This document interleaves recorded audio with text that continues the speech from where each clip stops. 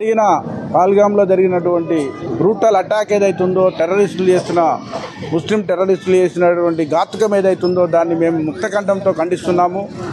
ఈరోజు అడ్వకేట్ చేసి రాష్ట్ర అధ్యక్షునిగా మేము నాగుల శ్రీనివాస్ యాదవ్ హైకోర్టు అడ్వకేటు మేము ఏదైతే చింతిస్తున్నాము, ఇలాంటి ఈ సభ్య సమాజంలో ఇలాంటి జరగడం అనేది చింతిస్తున్నాము. ఇలాంటివి జరగకుండా చూడాల్సిన బాధ్యత యూనియన్ గవర్నమెంట్పై ఉన్నది. ఈరోజు ఏ మతమైనా ఏదైనా కానీ టెర్రరిజానికి తావులేదు, సమాజంలో టెర్రరిజానికి తావులేదు. అది ఎప్పుడో అయిపోయినా కాదు. ఇప్పుడు ఇలాంటి చర్యలకు పాల్పడుతున్న వాళ్ళు గతి తప్పి మతి తప్పి అది వాళ్ళు ఒక సమాజానికి దూరంగా ఉండేటువంటి వ్యక్తులు చేస్తున్న చర్యగా మేము భావిస్తున్నాము.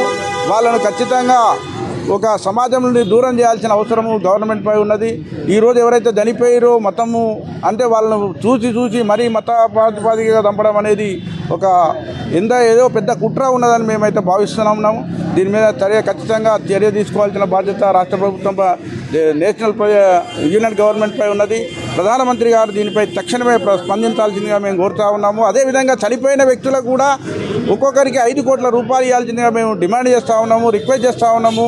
అది ఎందుకంటే ఒక సమాజంలో ఒక టెర్రరిజం అనేది లేకుండా చేయాలంటే ఇలాంటి వ్యక్తులను మనం ఉండనీయకుండా చూడాలి. అదేవిధంగా టెర్రరిజంలో ఎవరైతే అన్యాయం పాలైపోయారో వాళ్ళని కూడా కాపాడుకోవాల్సిన బాధ్యత మన అందరిపై ఉన్నది. ఇది భారతదేశ గురుతర బాధ్యత ప్రతి ఒక్కరిపై ఉన్నదని మేము తెలియజేస్తున్నాము. జై హింద్.